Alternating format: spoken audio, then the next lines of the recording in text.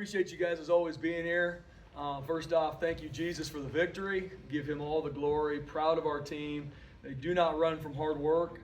We knew Utah State was going to come ready to play, know their staff, know they had the talent to come in here and battle, and they did. But I'm proud of our team.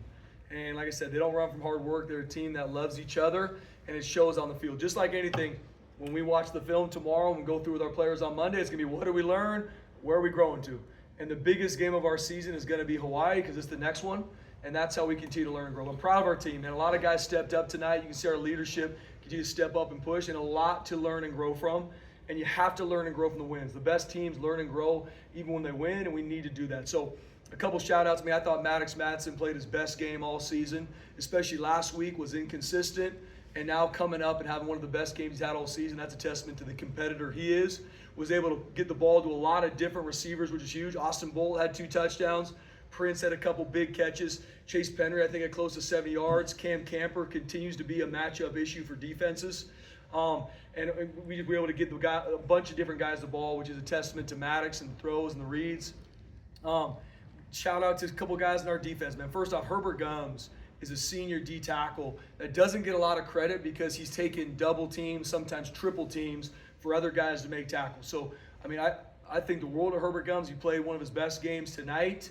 And no different. I mean, defensively, we did some good things. There was a lot of meat on the bone that we did not achieve tonight. And a lot of the plays that were explosive, we just got to make a tackle. If we're in post defense, we got to make sure we have a post player. Like, some of those things are fixable, and we need to. And we have the guys to do it. But I'm proud of how our team went out there and battled. We were able to get a takeaway on defense. We had a couple 4th down stops, but still a lot of things that we need to improve on, and we will. And then the special teams side of things, like we knew that we wanted to change the game on special teams. We've had the game changed against us. And so for our kickoff return unit and Dylan Wright to go out there and score that 96-yard touchdown was a huge play in the game. Testament to Coach Collins, play design, and Dylan Riley. There was a hole, and he took it the distance. And especially Jonah Damas. I mean, a senior, a captain, does everything you want as a Boise State Bronco football player. And now he's the leading, has the most points ever scored by a Bronco and a couple different stats. He deserves all of that because not only what he does on the field, who he is as a teammate. So proud of our team, proud of the win. We protected the blue. We put a paramount on that, and excited to keep learning and growing. More than 400 yards of total offense by guys not named Ashton Jenny today. Just how well did you like the way you guys were able to move the ball? Yeah, I mean, first off, Ashton Genty, best player in the country. Next question. And I'm proud of all the rest of our guys being able to step up. I thought Maddox Madsen played his best game. I mean, when they're going to load the box like you have to, he was able to get the ball to playmakers, and our guys executed, and we're very efficient on offense, which is a big deal. You guys are on track for the most yards per game in school history. Again, Ashton's a big reason, but what else is it about this team that is making it so special? Yeah, it's a team that loves each other, and there's no egos in our offense or on our team, and we're always looking for those things. It's not about how many times am I getting the ball, what are you doing for me? It's what does the team need, and that's the group we got, especially when it's led by a guy like Ashton Genty. Best player in the country. Whenever me and him meet, it's never about him. It's about the team. Coach, how can I help this young man grow? How can we be better in this phase? He was waiting for me on Tuesday practice to see if he can get on more special teams because Ashton loves his team. When you're led by a guy like that and there's multiple leaders that are that way, you always got a shot. And when guys step up and they say, hey, when my number's called and my team needs me to execute, I need to because it's for my family, it's for my brothers. You always got a shot when you got leaders that do that. Are you going to allow him to play special teams? Oh, we're always evaluating. Let me tell you that. Always evaluating. Hey Spencer, what type of responsibility do you have to take care of Ashton? Because this is the second time in the last couple of games where you guys get up and you don't play him in the second half. Have to. I mean, it's a huge part of my job with our whole team. And we are a developmental program. So when we get in situations, we got to make sure we play our team because the only way to develop is to play this game, especially in game atmosphere situations, because that's when you really can evaluate where is this young man. Okay, he's been having a good week in practice. All right, put him in the game. Put him in the game. See how he responds when the crowd's cheering, the lights are flashing. Like, how is he going to act in those biggest moments? You only know that when you put him in. So, especially protecting Ash, which you have to. He's the best player in the country. But we also got to make sure we get other guys reps to get them better, to have them grow, because we need to. It's a long season. And we got to keep growing week to week. And so at all positions, O and D, I'm always looking to see when can we continue to get guys in the game. That I've earned it in practice. We're not giving any free lunches. But it's making sure if guys are in practice, we got to get them in the game. We got to get them reps. So then it's easy for us to evaluate the staff. on guys that deserve more or guys that, hey, we gave you opportunity. We got to find someone else that can do a better job. How about Austin Bolt finding the end zone twice Big time. tonight? Proud of Austin, man. I think he had one of his better weeks of practice, and it shows. He's go out there able to get 2 touchdowns. I'm excited for him to continue to improve because we need him to. And I thought Prince, Chase, I mean, they played well. And now we need to build on that. How can we have our best week of practice to play our best game against Hawaii? So that's always what it is for me. It's all process. What do we learn and where are we growing? And it's about the team. Not what can you do for me. It's about the team. And we put a premium on practice performance. And guys that played really well tonight, they played really dang well in practice. Guys that didn't, struggled in practice. It's all about practice performance equals game reality. I know you always prioritize team success over individual stats, but how tough is it to pull him given, what he's chasing? Yeah, I mean, it's all about the team. And Ashton is the same way. I mean, we protect him. We're going to be smart with Ashton because of how vital he is to our team. And we need to make sure we get other guys reps in there. But I also, at that point, I don't know what his rush yards were, but we know he had enough. And we're not chasing us as a team, us being successful, Ashton being successful. We are aligned on the same thing. I believe that he's going to be in New York for the Heisman. I believe that because I see him work, because I see the team it is. This isn't a flash in the pan, I wonder what's going to happen. In January, when the snow on the ground, Ashton Genty's the first one out there working. So what everybody sees now, Ashton Genty, I've seen him work. I've seen the teammate he is. So it's going to continue to be that he's the best player in the country because he's earned it. And so all these things about him he deserves, and we got to be smart, especially when we're up in a game. We got to get other guys reps, and that's how we develop those other guys as well. Yeah, Spencer, obviously a lot of talk about Ashton so far, but how much of his success is due to, the blockers, that offensive Absolutely. line, the receivers, and all the other people, on that unit? This is the biggest team game in the country, in the world. And not one person can win a game, not one person can lose your game. And it's all about how everyone's helping each other to achieve a common goal. No different for Ashton. I mean, that offensive line, those tight ends, our receivers, they're blocking their tail off because that's exactly what the team needs. No different when it's high-hat pass and Ashton needs to block a D end to protect Maddox to make a throw. It's the team. How much does Ashton open the playbook?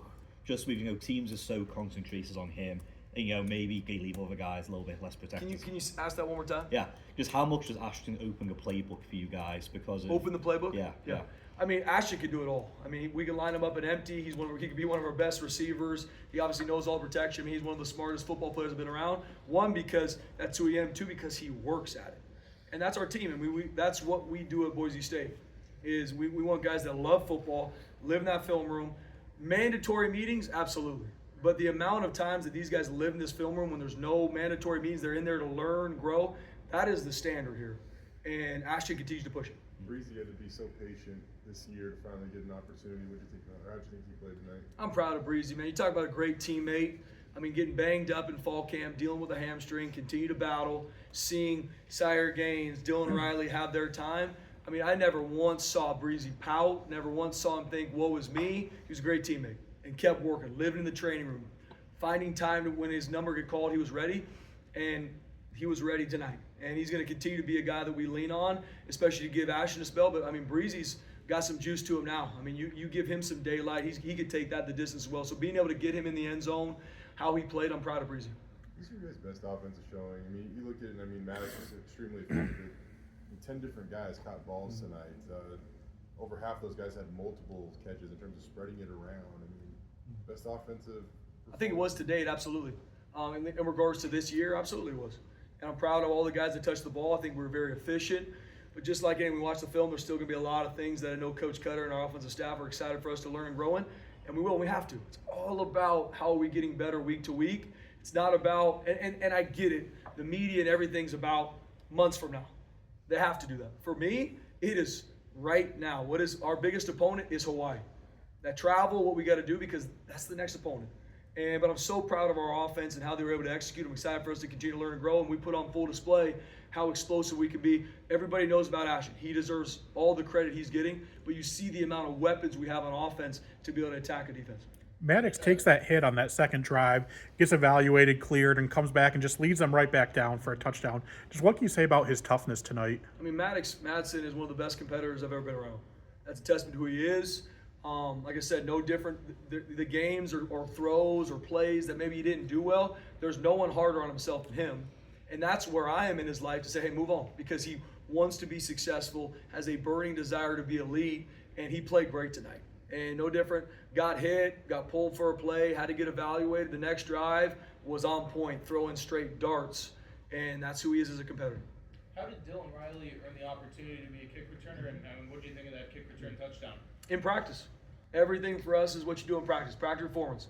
We kick balls to returners who can field them, who understands where the daylight might be, and he did a great job in practice. And what he did tonight, I promise you, he's going to be doing a lot more of it. Jonah Adamas obviously started his career here as a walk-on. He earned a scholarship and is now a Mountain West career record holder. How does his story help you in recruiting, and how does it represent what Boise State is about? Yeah, Jonah Adamas is similar to a bunch of players on our team. He's another testament to the culture here.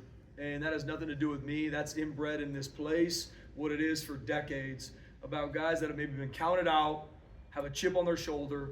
They want to just go earn it and prove everybody wrong. That's Jonah Adamas. Came here as a walk-on, earned the right to be on scholarship, and now he's a Mountain West record holder, and he deserves all the credit he's getting because that young man works and he loves his team.